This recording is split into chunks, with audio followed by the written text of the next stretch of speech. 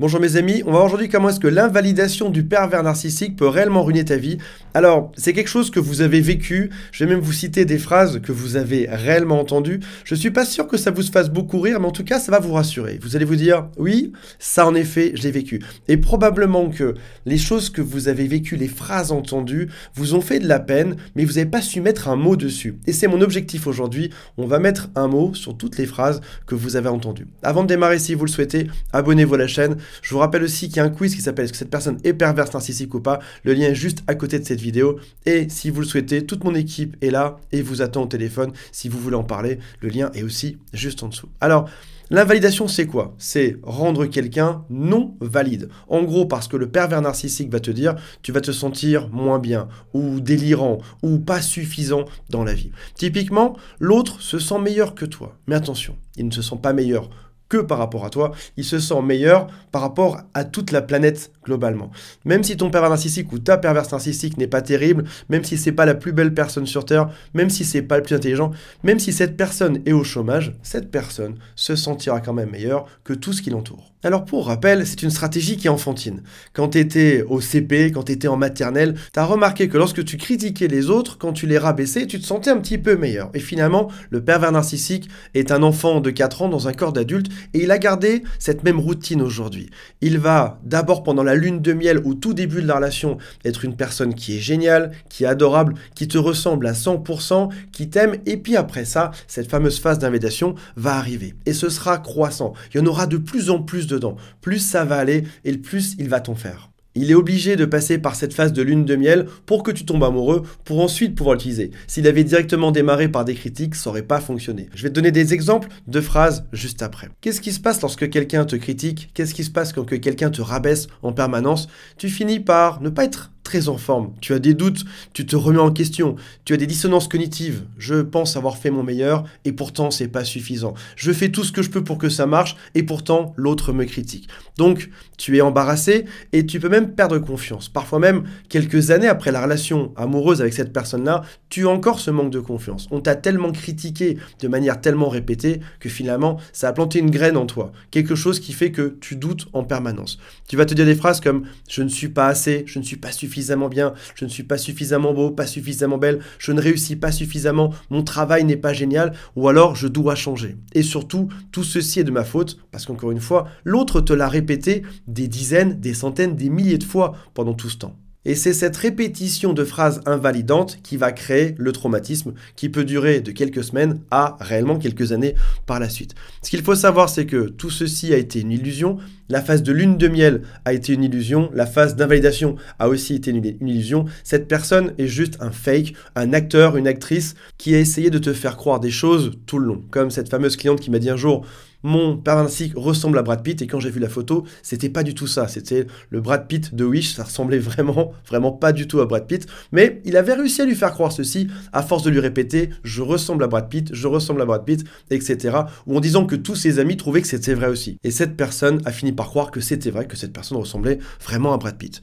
Le problème là-dedans, c'est que quoi que tu fasses, ce sera jamais suffisant. Par exemple, tu as une augmentation dans ton travail, tu rentres et tu es fier de toi, ce n'est pas suffisant. Quoi? Tu as été si peu augmenté et tu as l'effet inverse de ce que tu attendais. Tu as perdu quelques kilos, bien évidemment, c'est jamais suffisant. Même si tu pesais 15 kilos à la fin, ce ne serait pas suffisant. L'autre trouverait toujours le moyen de te rabaisser. Tu t'occupes de tout à la maison, wow, mais tu as oublié de faire la poussière au-dessus de tel meuble. Ou alors il reste telle petite chose à tel endroit. C'est jamais assez. Tu as cuisiné un super repas pour fêter par exemple vos 1 an de couple ou quelque chose d'important ou juste pour faire plaisir à l'autre, il va manger ça ou elle va manger ça et te dire trop salé, trop cuit ou pas assez cuit, bien évidemment. Et surtout, tu peux observer un espèce de petit sourire en coin à chaque fois que l'autre te rabaisse. Comme s'il avait un espèce de plaisir à te critiquer juste pour voir dans quel état ça va te mettre. On va en reparler par la suite également.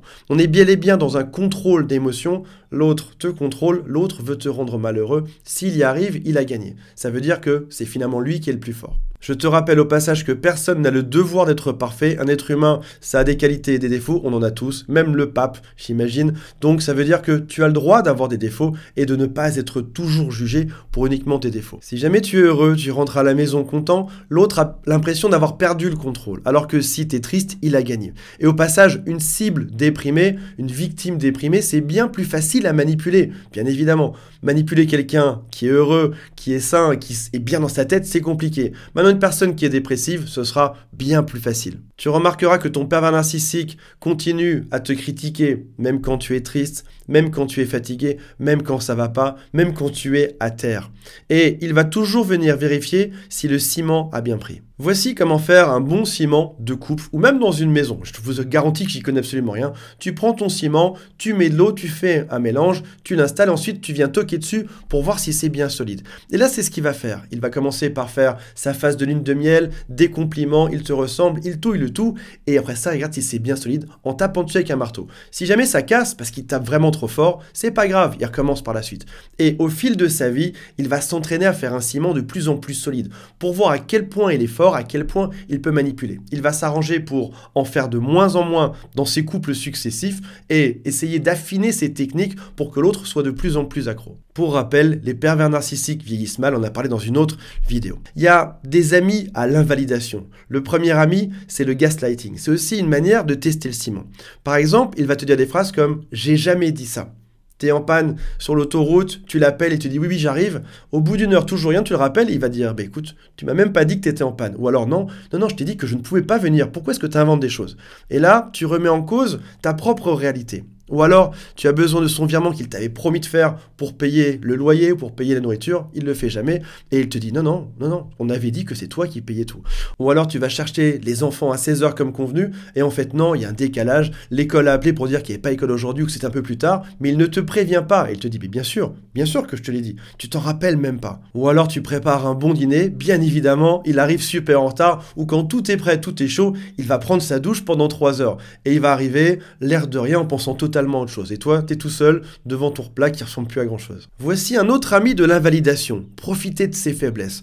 Tu es malade ou alors t'as loupé un rendez-vous important, tu voulais un nouveau job, t'avais un entretien et ça s'est mal passé. Il va se moquer de toi. Il va te rabaisser exprès. C'est à peu près là qu'un être humain a besoin de soutien sur Terre. C'est ce que t'attends de tes amis, de ta famille et aussi de ton couple. Bien sûr que non. C'est justement là que ça ne va pas arriver. Il va te dire au contraire, c'est toujours comme ça avec toi.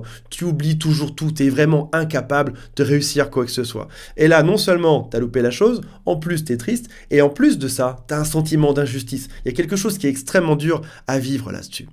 Autre ami de l'invalidation, se moquer de toi. Ça va être par exemple du sarcasme, soit quand tu es seul avec cette personne, soit devant du monde, comme par exemple les enfants, la famille ou un groupe d'amis. Par exemple, il va te dire « ta coupe de cheveux est vraiment moche ». Et il va dire quoi ça? Non, je rigole. Alors déjà, c'est pas très drôle comme blague, et en plus, quand ça vient tout le temps, on est plus sur du sarcasme et de la méchanceté que sur vraiment une blague. T'aurais pas pris 3 kilos, toi? Non, je plaisante. Mais en fait, au fond de toi, tu l'as enregistré, et ça t'a rabaissé un petit peu.